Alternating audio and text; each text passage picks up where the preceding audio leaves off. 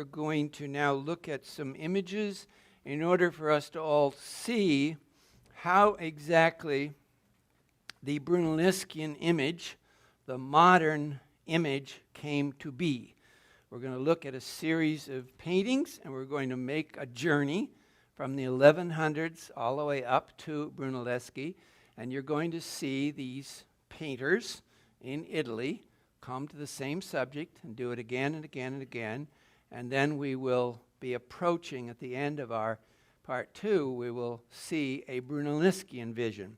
Now, what will all this show us? What is it that will be visible to us as we begin part 2? Well, what we are going to see is that the people in this society in the 1200s and 1300s and 1400s were on their own road and in their own experiments trying to find a way to represent the human being in a way that was like a real person. So in other words, in their own experience and on their own road and in their own attempts, they are trying to do the thing that Brunelleschi is going to show them how to do in 1425.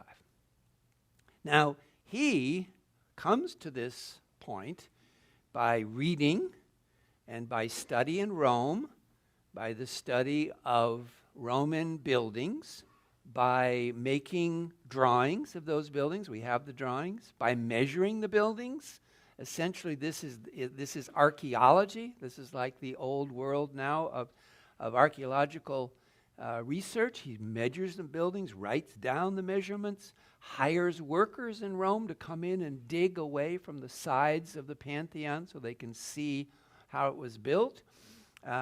They will read Roman documents. They will read a great Roman book about architecture called Vitruvius, who was the greatest writer about Roman art. And they will study other documents in order to come to some understanding of ancient sculpture, architecture in Rome. And then Donatello and Brunelleschi come back to Florence and begin to build the modern Renaissance vision of the 1420s. So the last painting we come to will be his theory of perspective on the wall in 1425. But remember, people in the society were going to, on their own, create pressure to render the human figure in a way that was believable. So these individuals could be bishops in a church. They could be dukes who would ask for a painting. They could be a town council who could ask an artist to render some figure in a statue. Any number of sources in society could ask an artist to do a certain thing and could ask the artist, make it more human. Do this, do that. Make it like that one. Make it more like that one. And that's what we're going to see. How that journey took place. How these artists in various locations contributed step by step by step to a modern vision. We have had that modern vision for 500 years. So we are the heirs. Now, there's our first picture, and we're starting out with this cross. You can see it's identified as cross number 15 because there are so many crosses in the different museums of Europe. They've begun to just identify them with numbers. So here is a cross in Pisa, made in 1180, 1190, so at the very, very beginning of the period we've been talking about with Dante, in the museum in Pisa, in the Pinacoteca in Pisa. And what you see, if you look at this, is a figure of a human being, this is Jesus on the cross, that is almost a line drawing. There's almost no sense of weight or depth in this figure. Everybody agree? It's an interesting face, and it's an interesting position. And there are other paintings around the figure of Jesus. If you take just, say, one little detail, his pectorals and his chest, his stomach, it's essentially just a drawing. It's a drawing on his stomach. The artist really isn't aware of how to reproduce a human body. He knows what it should look like, but he doesn't really know how to do it. Here's another one. This cross is in the Uffizi, painted cross 432. These are huge works of art, bigger than life size. So if you're standing in front of this, you're looking way up at a great big huge cross with a human figure at about the size of the human being. Maybe 10 years later, so something close to 1200, so a whole 100 years before Dante. And again, you have a figure who is a little more complex, a little more awareness. So this artist is trying to give you some sense of his abdomen. The face is more interesting, more complex, more detail in the face. I think I've got there an even better one. The hair on his shoulders sort of lays on his shoulders. So we can see here, just in these 10, 20 years or so, a growth awareness of individual appearance and what people look like.